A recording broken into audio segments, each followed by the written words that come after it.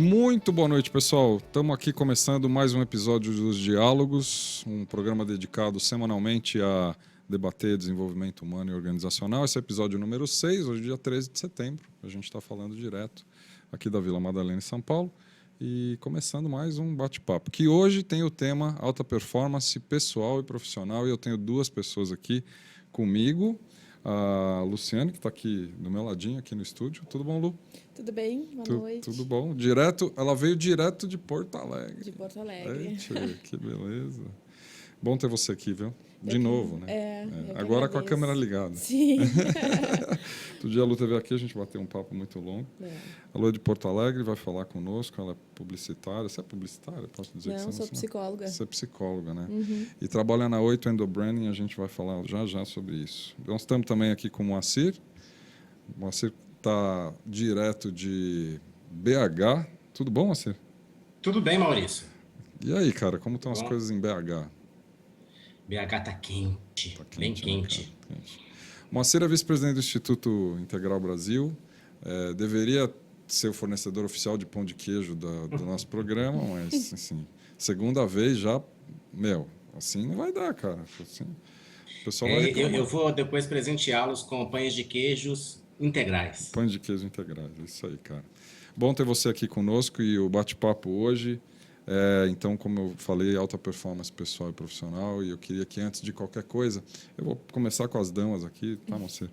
Eu queria que você apresentasse, Lu, o que você... Fala um pouco, você já falou que quer falar um pouco de você e sua formação, e acho que você podia falar um pouco também do teu trabalho, que é Endobranding. Sim. Bom, eu sou psicóloga, na verdade me formei em psicologia, mas eu trabalho a vida toda com posicionamento de marcas, pesquisa, comportamento do consumidor, e passei por agência, instituto de pesquisa.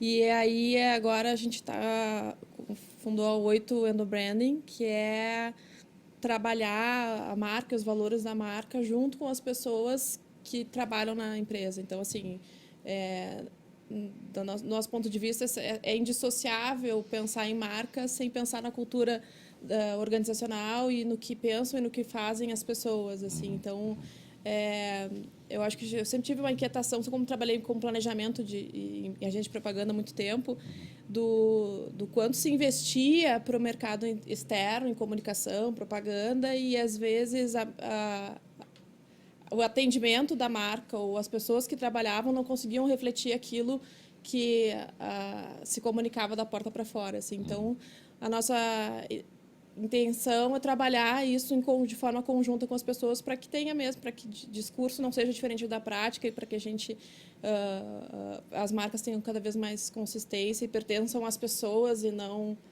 às ideias, assim, né?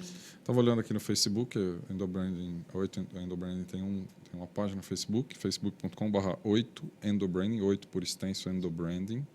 É esse aqui, está aqui. Empresa nova, proposta nova. Você até divulgou aqui que você estaria aqui hoje. Que beleza.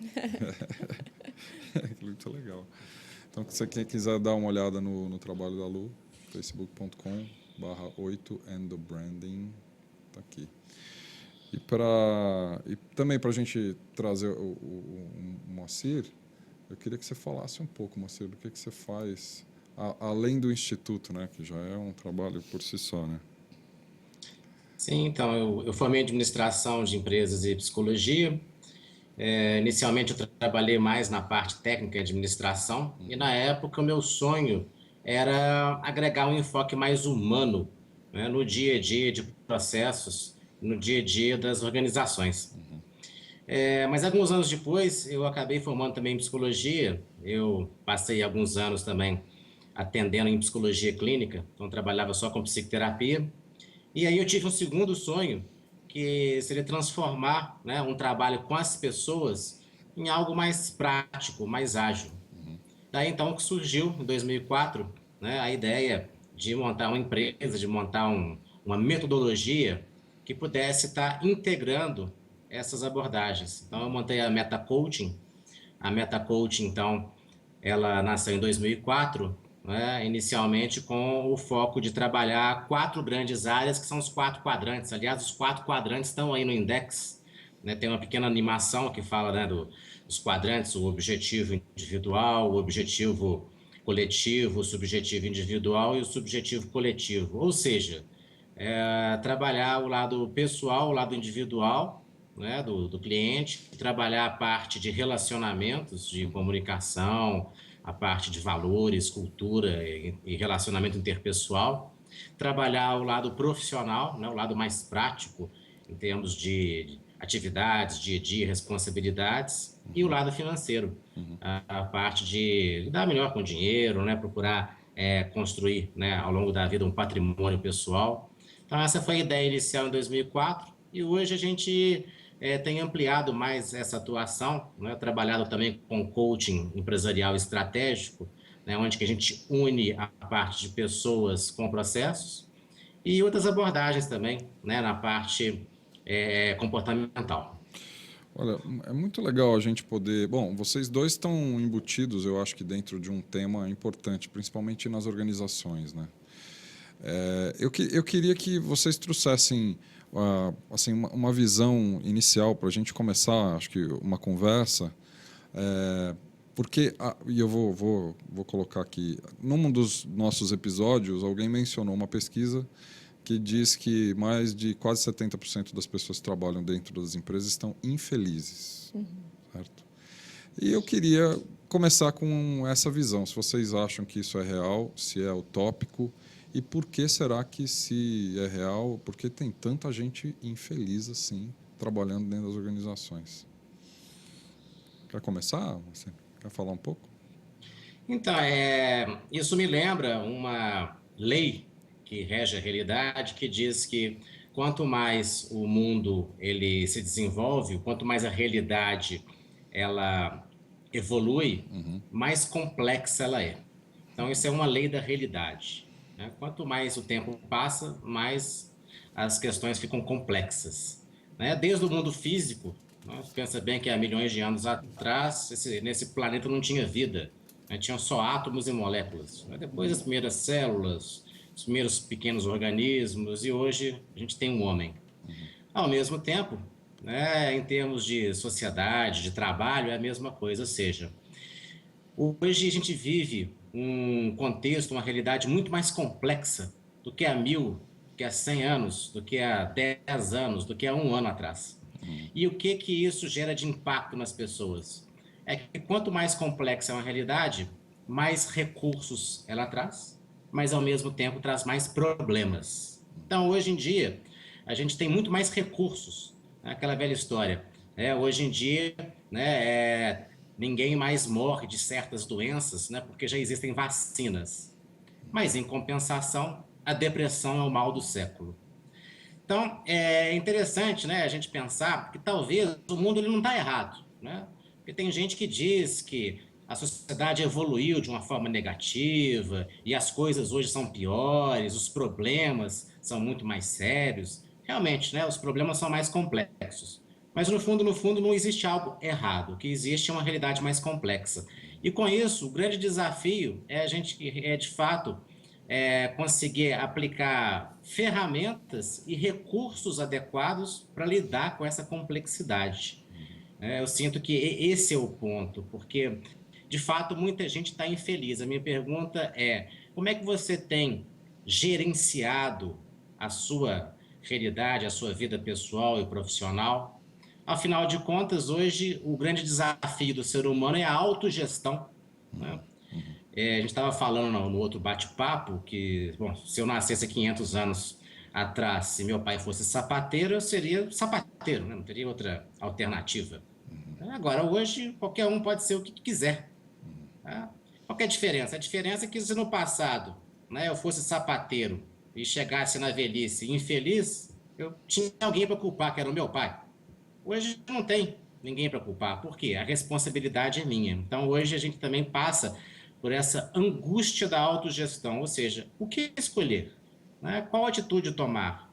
Qual recurso utilizar para ter uma vida mais equilibrada? Então, eu entendo que hoje o nosso desafio, de fato, é conseguir se reorganizar, se estruturar, mas para isso a gente precisa contar com ferramentas, bons interlocutores, porque, afinal de contas, hoje em dia, não fazemos nada sozinhos.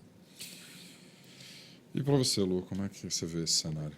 Pois é, eu acho que esse ponto de ter escolha é a grande questão, assim, porque hoje a gente pode fazer, não existem mais as receitas, a gente não pode fazer qualquer coisa, ser qualquer coisa, trocar ao longo da vida 1000 vezes de profissão, 1000 vezes de marido, 1000 vezes. E isso. Coitado dos maridos aqui. Essa eu gostei, 1000 vezes Olha, de marido. 1000 vezes de marido. Mas assim, pode, né? Não, pode, mas assim, não é um consenso aqui no estúdio isso, tá certo? Mas tá tudo certo. Então, eu acho que é isso que deixa a gente sempre infeliz, assim. Acho que é saber que a gente pode estar num lugar, mas pode estar em outro. E essa poder se questionar e até do ponto de vista econômico, hoje a gente pode, inclusive, trocar de trabalho. A gente não é obrigado a ficar num e ser dependente daquele trabalho. Eu preciso ficar aqui porque esse é o trabalho que me sustenta. Não, eu tenho opções, eu posso trocar, eu posso ir para outros. E isso certamente faz a gente se questionar muito mais. E a gente tem muito mais informação, então a gente sabe que o mundo tem mais possibilidades, assim. E eu estava até lendo e vendo a quantidade de pesquisas que fala de geração Y, né? A geração Y não fica mais num trabalho só pela remuneração, ela tem que se sentir parte, ela tem que sentir que ela pode participar, que ela tem opinião, que ela compartilha dos valores. Eu, sinceramente, acho que isso não tem a ver com a geração Y, eu acho que isso tem a ver com todos nós. As pessoas nos dias de hoje, né? Exatamente. Independente de que geração elas são, né? Eu acho que se é da geração Y, ela trouxe isso para todos nós, graças a Deus. E está todo mundo mais inquieto, e todo mundo quer ter algum... Não interessa se a minha função é apertar um parafuso ou tomar grandes decisões estratégicas, eu quero saber que parte disso tudo me cabe e como que eu faço para estar integrando as coisas, o meu trabalho, a minha vida, enfim. E eu acho que, bem como o Moacir falou mesmo, as coisas vão ficando assim mais complexas e assim ficamos mais infelizes e mais exigentes em relação à vida. Assim. E daí falta um pouco de mobilização pessoal das pessoas individualmente em buscar um lugar mais feliz. A gente podia, talvez, antes disso... Quer dizer, o que será que é felicidade, né? Aí tem uma questão, né? Quer dizer, o que eu entendo por felicidade e como ir buscá-la, né? Sim. Não sei se vocês querem falar um pouco sobre isso. O que é ser feliz nos dias de hoje, né? Sim. Outro dia eu estava lendo alguma coisa que falava que felicidade está na moda, né? Felicidade está na moda. Então, assim, eu tenho que transparecer que sou muito feliz. No Facebook tem que dizer que eu sou a mais legal, bacana, cheia de amigos do mundo. Então, cada vez mais, quanto mais na moda a felicidade, essa tal felicidade fica, mais difícil fica da gente conseguir chegar lá e ter as fotos mais bacanas do Facebook, assim, né? Você acha que as pessoas dão uma maquiada, assim, nas suas... O cara não vai lá no Facebook e diz, eu tô ruim pra caramba hoje, eu tô deprimido, pá. Alguém faz, tem gente que faz, mas não é a maioria, né? Acho que em geral todo mundo tenta dizer que tá bem, assim, né? Acho que o pessoal mostra mais a face positiva, né? Como é que você vê isso, Moacir? Bom, eu entendo que felicidade está muito ligada a uma palavra que se chama paz. Então, geralmente, a pessoa feliz não necessariamente é aquela que está alegre, né? A pessoa pode estar momentaneamente alegre, mas não necessariamente feliz. Ou triste, não necessariamente... Paz significa, de fato, um alinhamento, um centramento, né? Pensando, por exemplo, né, o ser humano ele tem 3 centros, o mental, o emocional e o físico.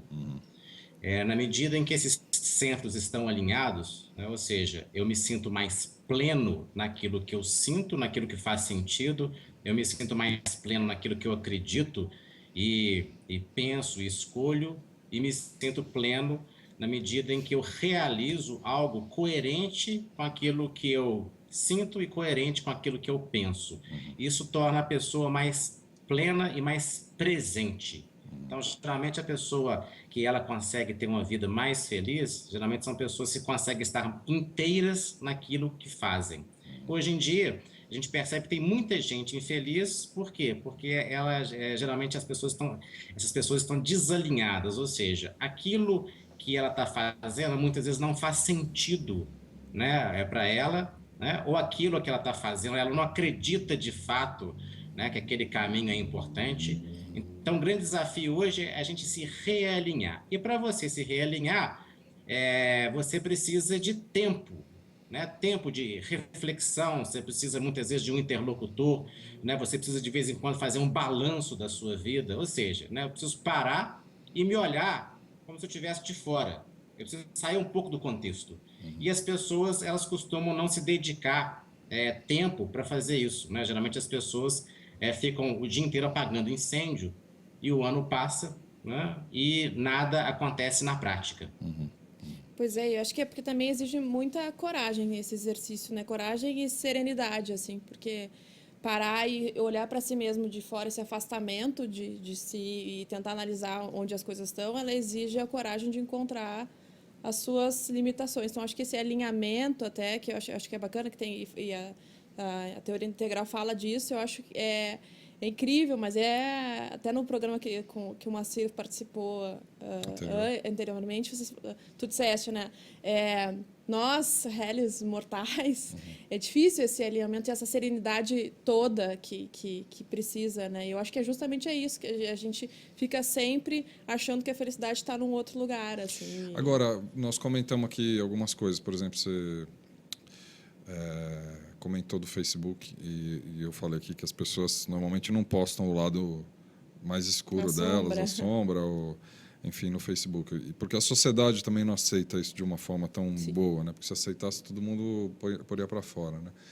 E as organizações também, de alguma maneira, o Moacir comentou os 3 centros aqui, mental, emocional e físico. Tá bom, talvez a organização, as empresas principalmente, elas exercitam bastante o lado mental, mas emocional e físico, né? Aquela ginastiquinha de 15 minutos que todo mundo faz lá não resolve a questão, né? E estou enganado? Moacir, como é que você vê isso? De fato, nem a sociedade, nem as organizações, de alguma forma, nem quando você está dentro da empresa ou fora da empresa, você consegue, de fato, achar balanceamento entre esses 3 eixos, até porque não é natural, eu acho que nesses meios, né? Ou eu estou enganado? Se a gente pensar na questão dos 4 quadrantes, muitas vezes a gente pode encontrar, inclusive na empresa, uma oportunidade de fato de trabalhar também esses 3 centros, né? Que é o pensar, o agir e o sentir, ou seja, a estratégia, né? Os processos e a cultura. Então, de fato, conseguir ampliar isso, né? Do individual para o coletivo, né? Hoje em dia, as empresas têm investido bastante, né, nessa questão de alinhamento, de cultura. Por quê? Hoje, com a agilidade das mudanças, com a rapidez, com a complexidade do dia a dia, a empresa, para sobreviver hoje, né, ela precisa que as pessoas elas realmente trabalhem de forma mais alinhadas, ou seja, onde haja uma convergência do propósito individual de cada um com o propósito coletivo da empresa. É fácil? Não é. Não é fácil. Né? Mas hoje em dia é necessário. Por quê? Né? Tendo em vista a complexidade, a gente não tem outra alternativa. Né? De fato, a gente precisa investir nesse tipo de processo e que muitas vezes, né, pode gerar resultados muito importantes, inclusive para as organizações. Agora, dá para a gente fazer uma associação entre performance, felicidade, bem-estar? A gente consegue relacionar essas coisas? Elas estão ligadas ou não necessariamente? Quer dizer, é lógico que todo mundo sabe que é uma pessoa mais feliz, talvez, que esteja se sentindo bem e esteja bem no meio, vai ter teoricamente uma performance melhor. Né? Esse é um discurso que a gente ouve já há muito tempo. Né? Alta performance me lembra muito bem o equilíbrio entre a pessoa que investe em romper os seus limites, em ela procurar ser sempre um pouco mais e crescer, né, naquilo que ela é, naquilo que ela faz, e equilibrando com momentos de recuperação, né, momentos onde que ela consiga se reenergizar. A gente vê isso muito no atleta, né? Um atleta campeão, ele faz essa alternância. Ele treina, mas ele precisa em alguns momentos descansar para que o seu organismo se recupere. Se ele treinar exaustivamente, ele terá uma lesão. Agora, se ele ficar apenas relaxando, descansando, também ele não vai se exercitar. Então, hoje, inclusive, existe um trabalho, né, que fala sobre a figura do atleta corporativo.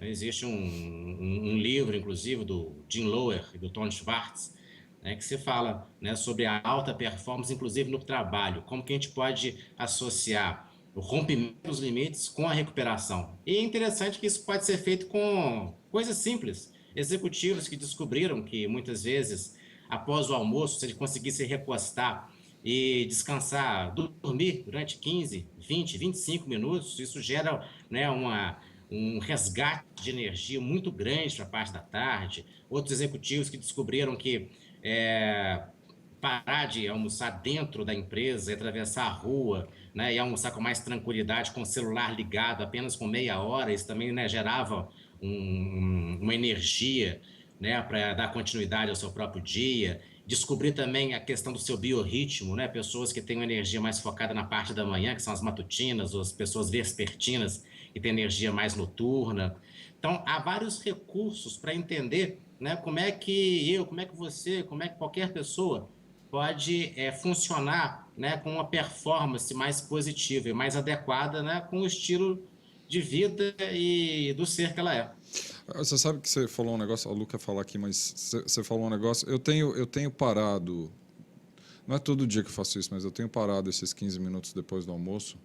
Eu moro aqui na Vila Madalena, trabalho aqui, o estúdio fica na vila, eu estou a 5 minutos da minha casa, sim, almoço em casa a maioria dos dias. E tenho guardado 15 minutos depois do... Eu vou confessar, um pouco mais 15 minutos, uma meia hora. Depois do almoço, e tenho feito um relaxamento mesmo, deitado, às vezes tirado, até uma soneca. Sim. E eu, às vezes, saído e vou andar com o cachorro, assim, de desligar total. E faz uma diferença brutal. Agora, eu trabalho numa organização que aceita isso, né, numa boa, né? Eu, às vezes, estou aqui no estúdio trabalhando e eu vou almoçar, às vezes não almoço em casa, às vezes almoço aqui, mas aí depois eu vou tirar um cochilo. A minha organização aceita isso numa Sim. boa, né? Agora, eu não sei se as organizações, de uma forma geral, dão espaço para isso de verdade, né? Acho que esse é um grande desafio, assim, mas eu estava pensando nisso, assim, de alta performance com felicidade, acho que ela está muito ligada a sentir, se exercer a pleno, assim, saber que tu está sendo coerente com todas as tuas faces, assim, a gente tem mil, e eu acho que às vezes é isso que acontece em empresas, a gente, é quase como se a gente entrasse lá, tirasse uma roupa e botasse a roupa de eu profissional, e aí ali quem funciona e quem interage com as pessoas é de um jeito. E eu acho que cada vez mais a gente tem que integrar as nossas partes e sentir que a gente está sendo coerente com a gente em todos os momentos. Então, assim, se eu acredito, sei lá, se eu tenho uma grande causa, eu não vou trabalhar em alguma coisa que contra aquilo que eu realmente acredito. Então, eu vou ficar 8 horas trabalhando, sei lá, se eu tenho uma bandeira antitabagista, eu não posso trabalhar com uma empresa que incentive de alguma forma o fumo, não sei, mas, né, o tabaco, enfim. Mas tentar ter coerência em todas as suas relações, em todas as suas atitudes e seus... Claro que isso é humanamente 100% difícil, impossível, né?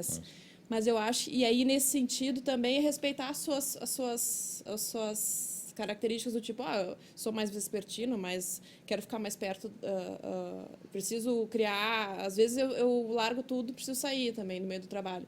Mas o meu trabalho também permite que eu faça isso. Não é sempre que eu consigo, porque eu acho que a gente mesmo se cobra que tem que ficar ali na mesinha trabalhando, assim, né? E às vezes vai produzir muito mais se sair e for dar uma corrida no meio da tarde e voltar para trabalhar, do que se ficar ali olhando para a tela do computador, assim. Então, eu acho que entender isso, entender essas particularidades é um grande desafio para as empresas, porque...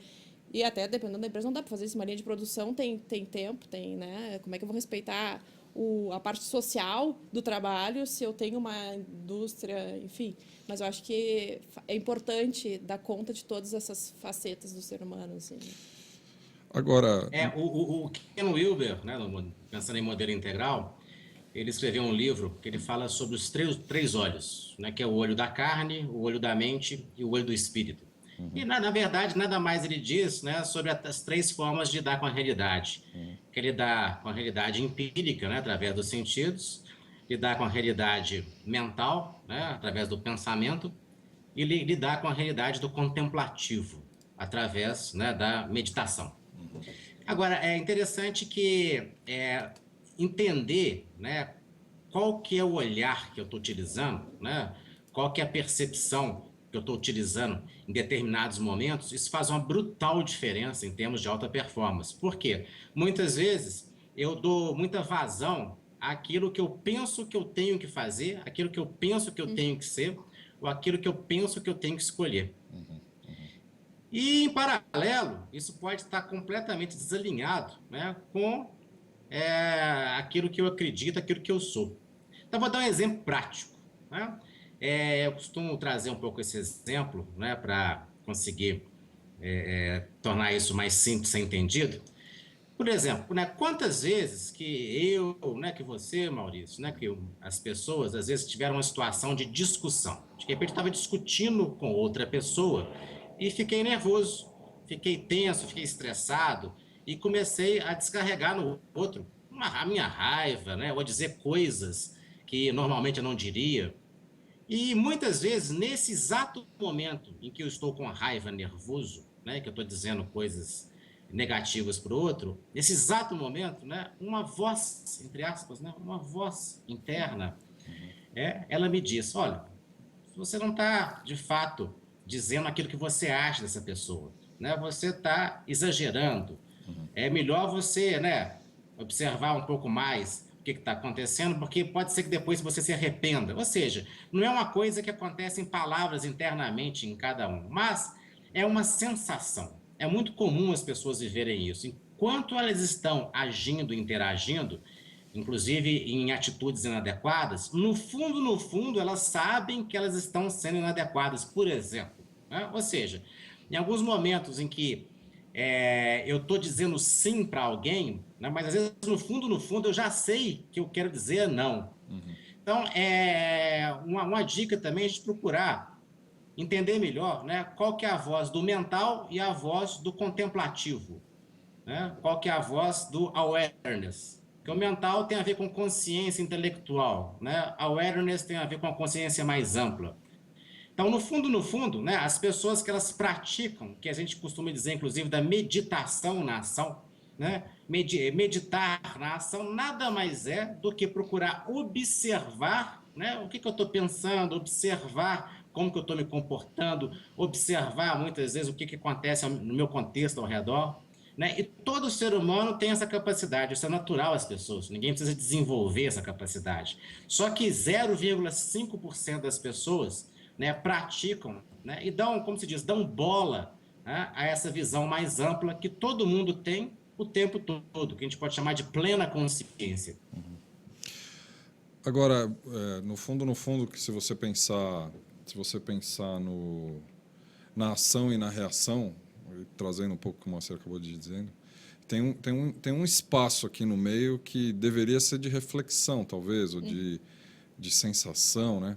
Agora, parece que as pessoas elas cada vez mais estão descartando esse espaço, né? O mundo está tão instantâneo que esse espaço entre ação e reação parece estar cada vez mais espremido, ou até, não sei se espremido ou esquecido, né? Porque às vezes também pode ser uma questão só de consciência e não de que eu estou sendo levado a acreditar que esse espaço é cada vez menor, mas de repente falta um pouco de consciência. Às vezes esse espaço ele está presente e eu não utilizo, né? O que está entre ação e reação. Não sei se é uma figura. Não sei como é que eu acredito mais, né, nessa última parte que você falou, né?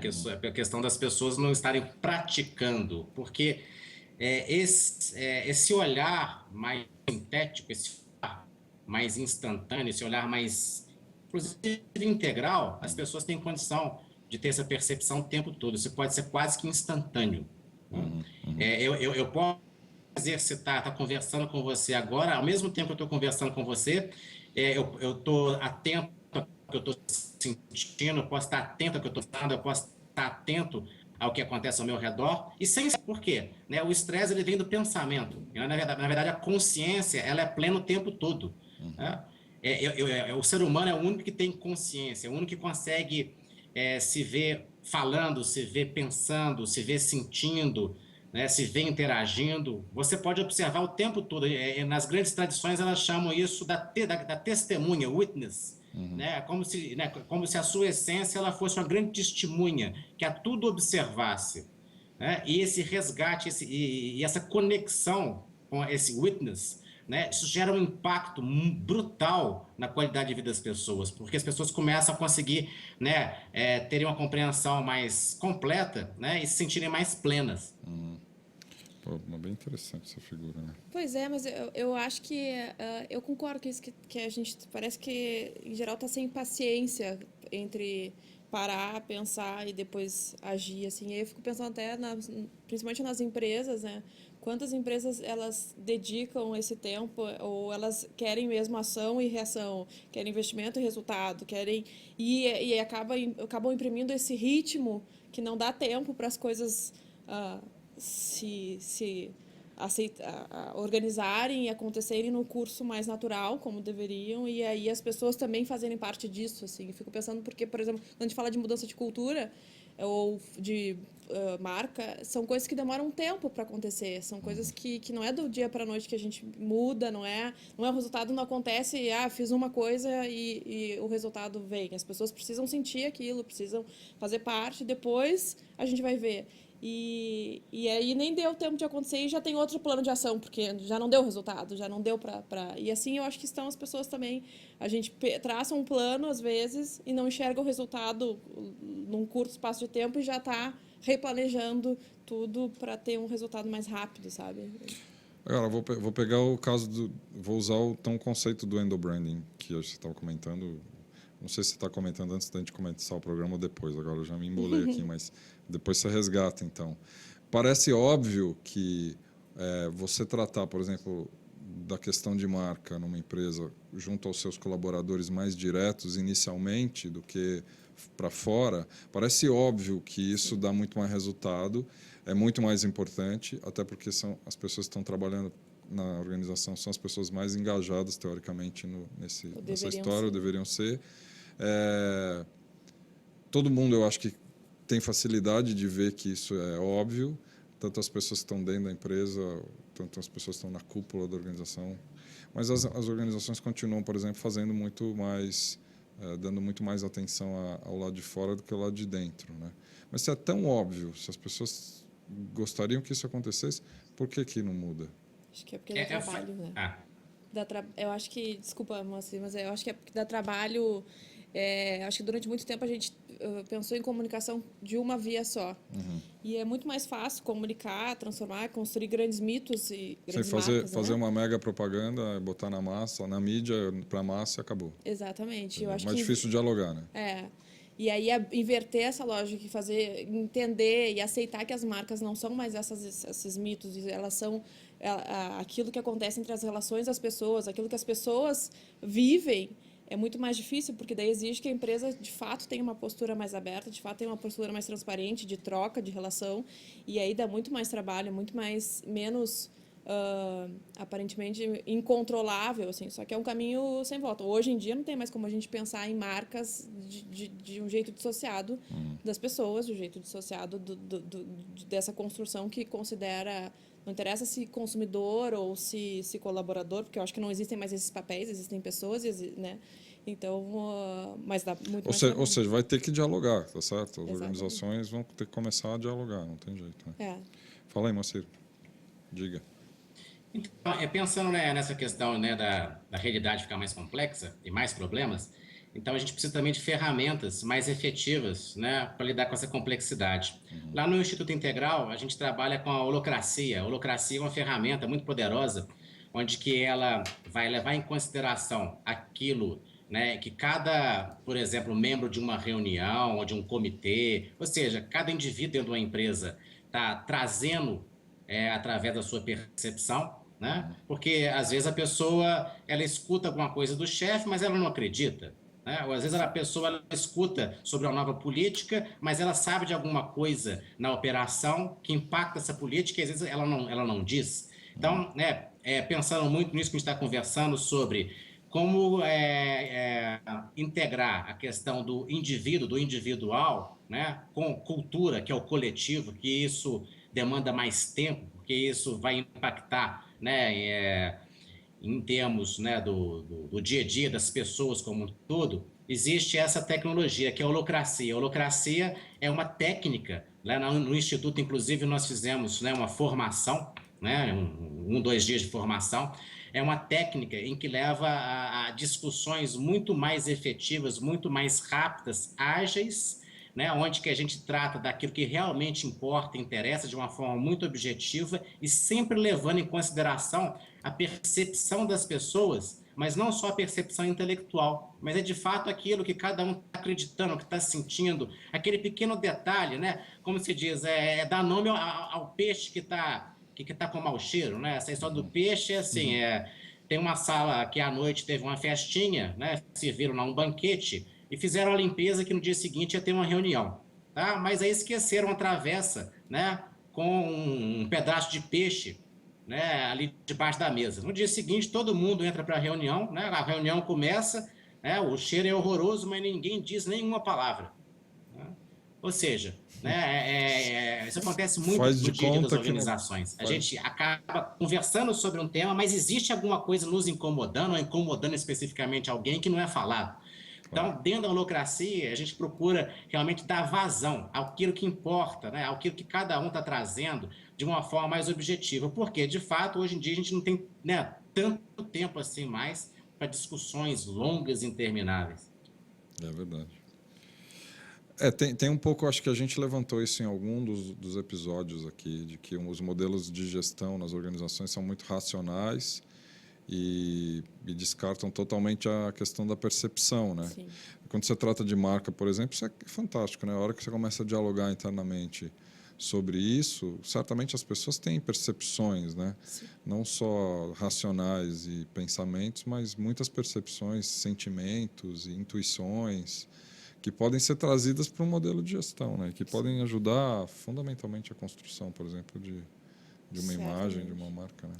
Porque, na verdade, sempre que se pensa em marca, eu acho que durante muito tempo ok, vamos ouvir o lado de fora e se gasta muito dinheiro, muito esforço. Pesquisas Exatamente. Você que já trabalhou nisso. Mas e não invalidando, que eu acho que é incrível, claro. Só que às vezes a gente ouvir as histórias das pessoas que estão ali do nosso ladinho, dentro das empresas, são riquíssimas, e são pessoas que vivem um ambiente interno e que certamente estão sempre ligadas sobre o que o mundo lá fora está falando sobre o seu trabalho. Então, elas têm percepções, elas têm o que contar. E então, eu acho que a gente, até uma coisa que a gente tem feito mais é aberto esse escopo de imersão para ouvir cada vez mais pessoas dentro das empresas, porque eles duas coisas assim. Primeiro, que eles têm realmente muita coisa para contar e percepções super válidas, tanto do ponto de vista de marca, mas já integrado às vezes a própria gestão, porque consegue enxergar a percepção linkada com aquilo que vive. Então já tem ali estratégias pensadas e que são desperdiçadas, porque ninguém para escutá-los assim.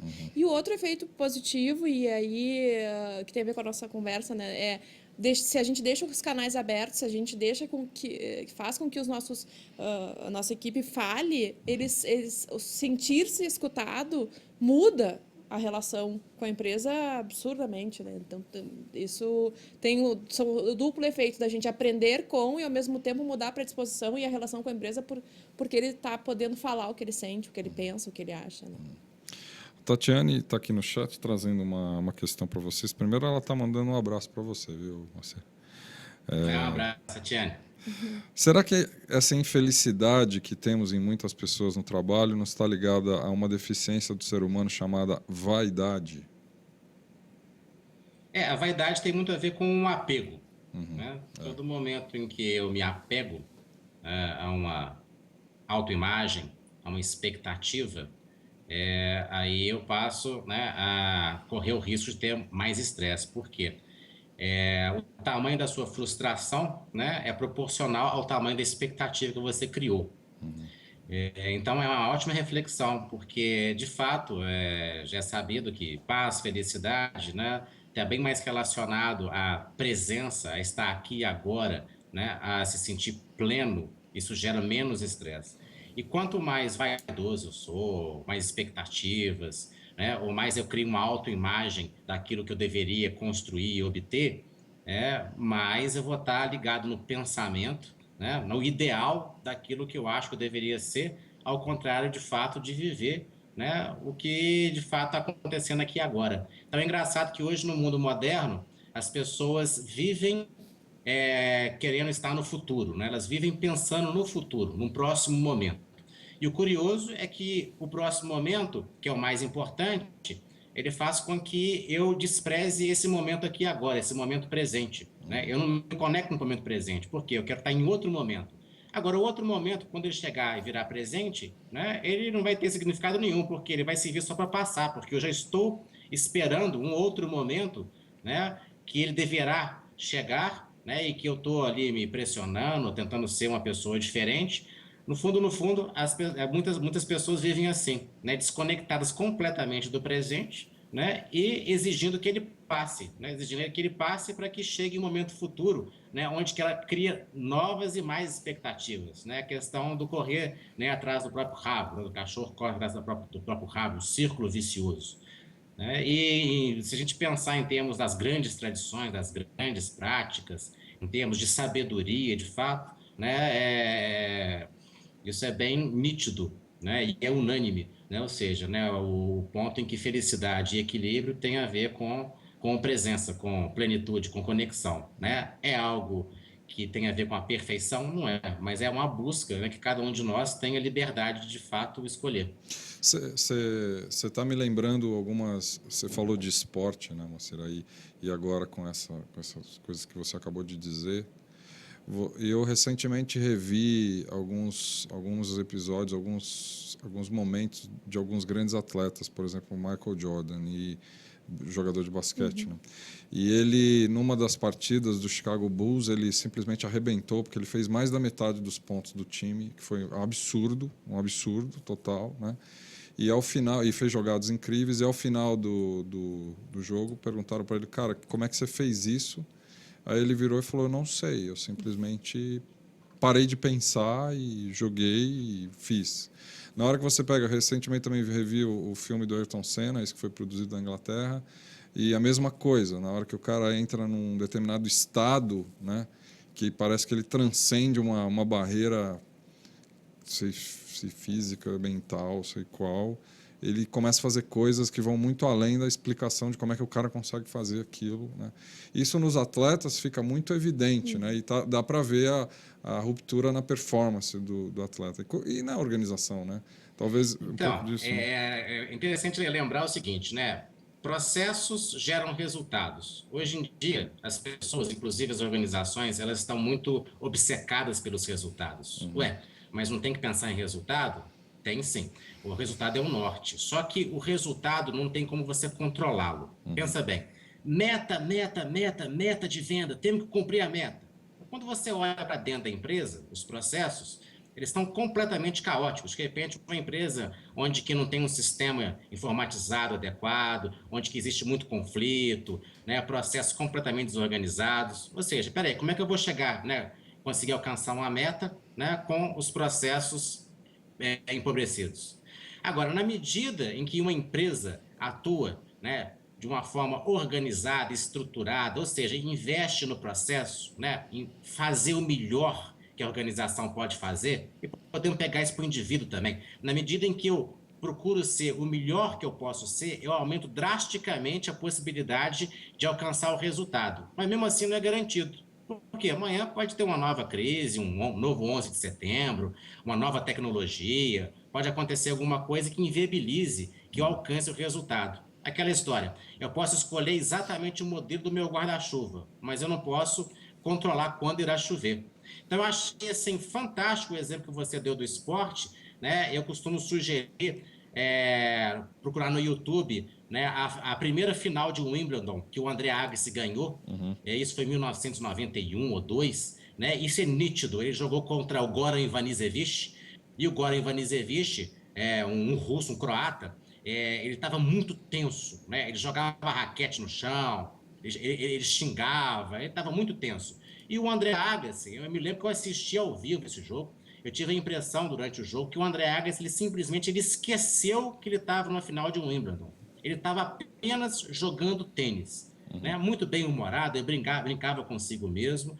E é interessante porque no momento em que ele match point, né, em que ele ganha, né, o primeiro torneio dele de Wimbledon, né, a câmera faz um close no André Agassi, né? E é nítido, como que naquele momento a gente percebe que cai a ficha. Naquele momento parece que ele se lembrou, falou, opa, eu estava jogando a final de Wimbledon. Então acho que é muito essa questão, ou seja, ele estava ali pleno, ele estava ali fazendo a parte dele, ele não estava gerando uma expectativa fabulosa sobre aquilo. Talvez o Goran Ivanisevic estava criando essa expectativa, talvez na cabeça dele estava passando aquela ideia assim, puxa, né? Eu consegui chegar na final, talvez nunca mais eu chegue na final, então eu tenho que vencer a final. Então esse é o intelecto, esse é o mental que atrapalha o tempo todo. Esse é o jogo. O mental ele está atrapalhando, ele gera estresse, ele gera o apego, ele gera vaidade. Enquanto que o Agassi, sei lá, ele chora, né?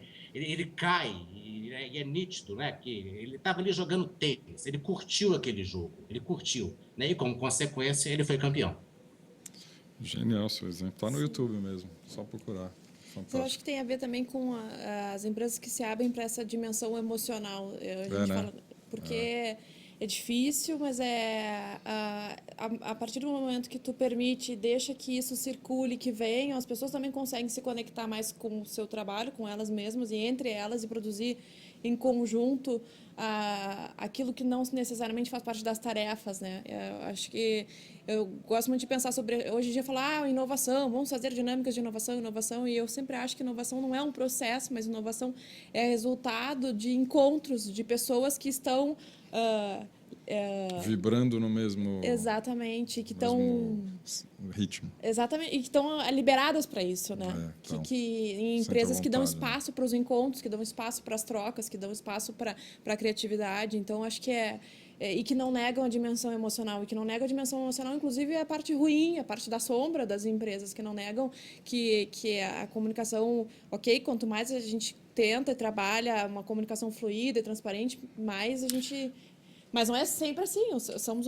Seres humanos têm as suas partes não tão belas e isso vai aparecer nas organizações também. Então, mas aí vem um pouco do diálogo, tem que ser franco e transparente. Exatamente. Né? E como é que faz numa sociedade talvez que poste sempre no Facebook as coisas legais e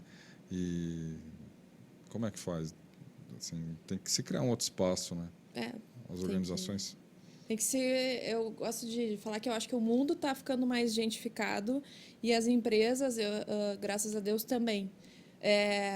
Gentificado? Porque não é humanizado. É gente mesmo. Gente claro. No sentido do belo e do não tão belo, do perfeito e do imperfeito. Eu acho que a gente está cansado dessa... Né, a Tatiana falou, tem a ver com vaidade, acho que sim. Mas acho que tem uma coisa de... uma busca por ser sempre perfeito e uma cobrança, e isso não existe. E inovação vem do imperfeito, às vezes, né? Belíssimo isso que você falou. Eu me lembro muito do taoísmo, né? Que diz que o perfeito é imperfeito e o imperfeito é perfeito. Essa questão da gente procurar ser completo e não perfeito. Exatamente. Tem uma frase do Jung que diz assim, não é perfeição, mas totalidade o que se espera de você. E até acho que no programa do Diálogos que vocês estavam falando sobre isso, né, um pouco sobre essa viver a totalidade, e eu acho que é isso que as empresas precisam também, dar espaço para se exercer, enfim, né?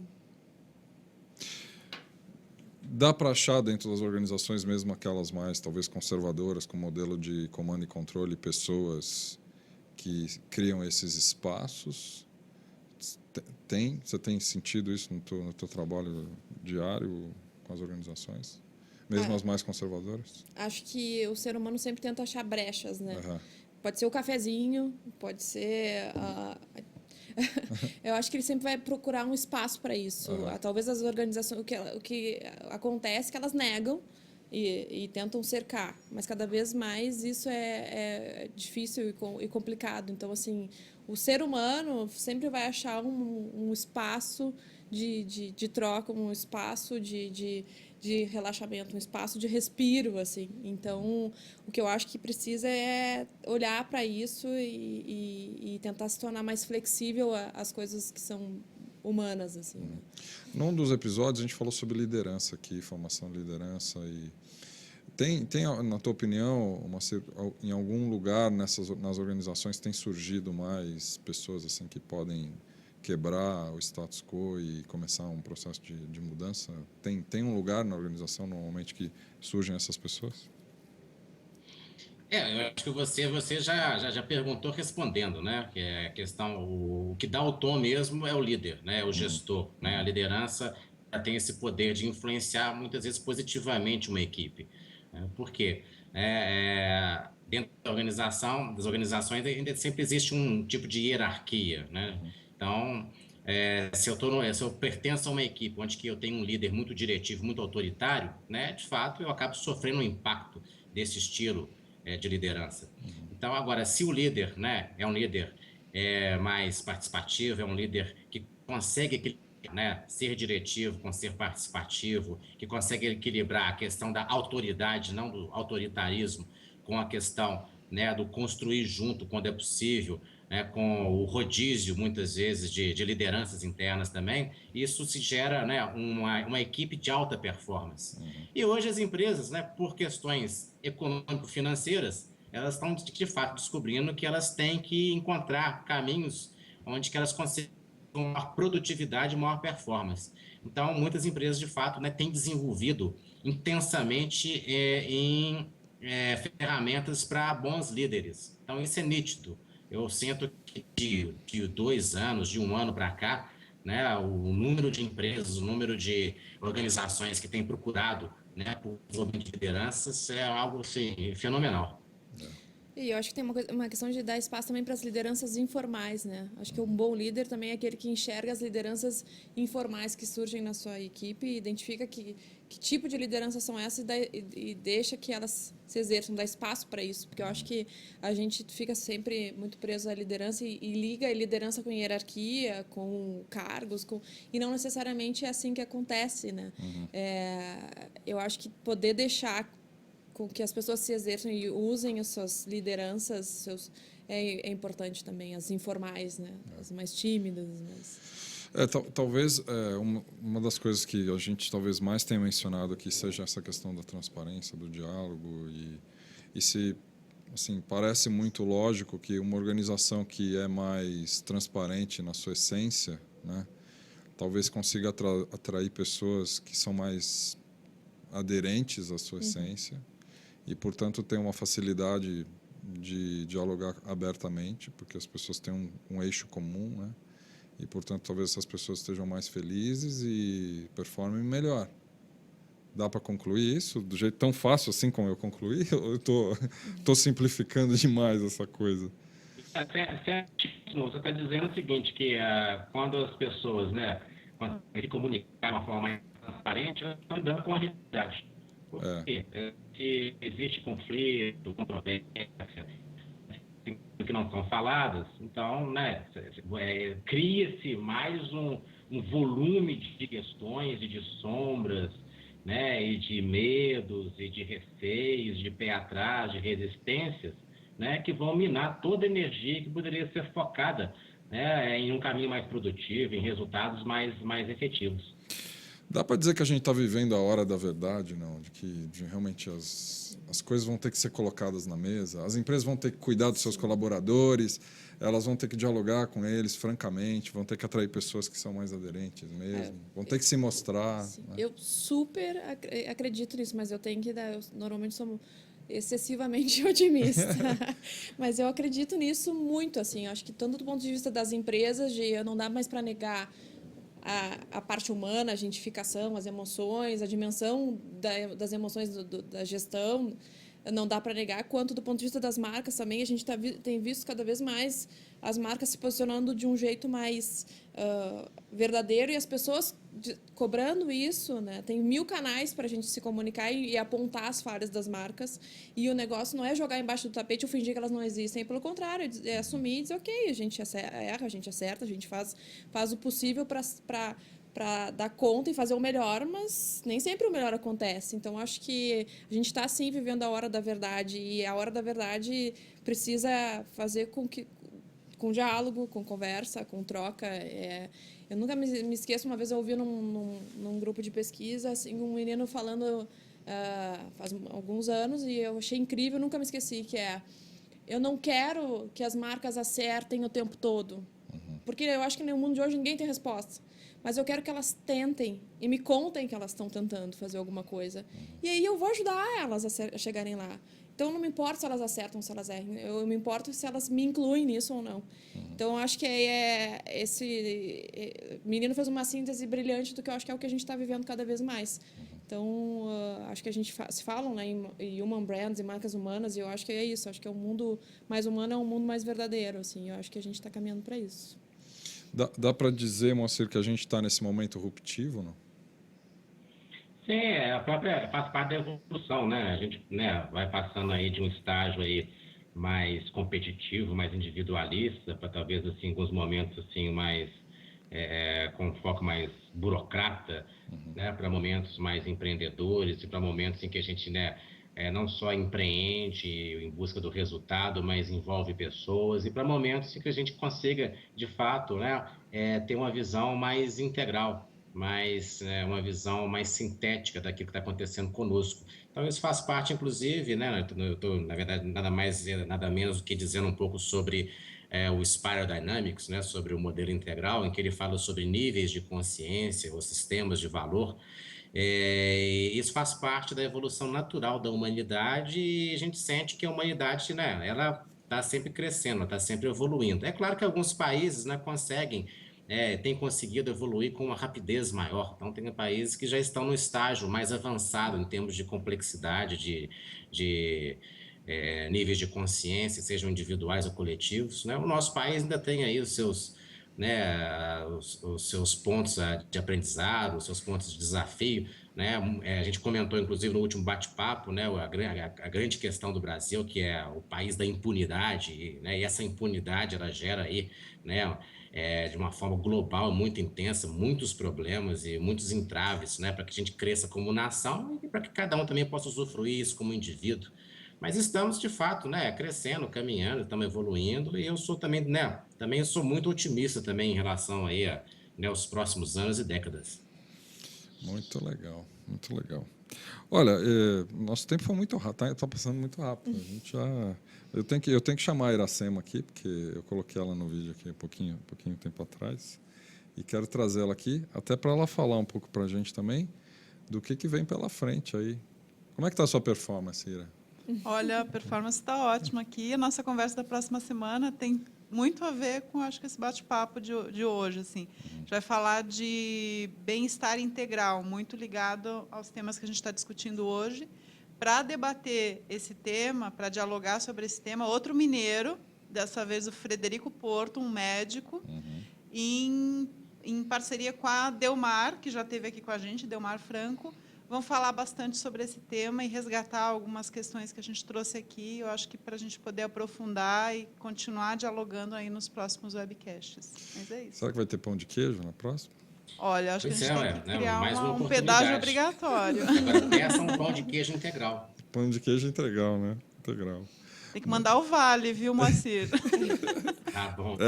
Tá aqui no chat. Vale pão de queijo, meu velho. Olha, só para recapitular. Obrigado, viu, Ira? Super, super legal. Até mais. A Ira que comanda a gente aqui. Só para lembrar, semana passada eu tentei resgatar aqui o curso de liderança integral do Bert Brown. Não consegui por causa do site, estava fora do ar, mas agora já está dentro. institutointegralbrasil.com.br. Lá você pode acessar toda a programação, vários cursos à disposição e muita coisa bacana, né? A gente entrevistou aqui já várias pessoas, o Ari já esteve aqui, o Bert esteve aqui. Aproveite, Instituto Integral Brasil. E para quem quiser conhecer mais do trabalho desses dois que estão aqui comigo hoje, metacoaching.com.br, está aqui o site, e no facebook.com/8endobranding, 8 por extenso, endobranding. Vocês vão poder conhecer um pouco mais sobre o trabalho dos dois aqui. E eu queria agradecer imensamente vocês por esse tempo aqui. Obrigado, viu, Lu? Eu que agradeço, foi ótimo, sempre um prazer estar aqui. Obrigadão. Juiz em São Paulo, na Vila Madalena, né? Aqui na Porto Alegre, cuidado. Tá bem. Obrigado, viu, Moacir? Mais uma, né?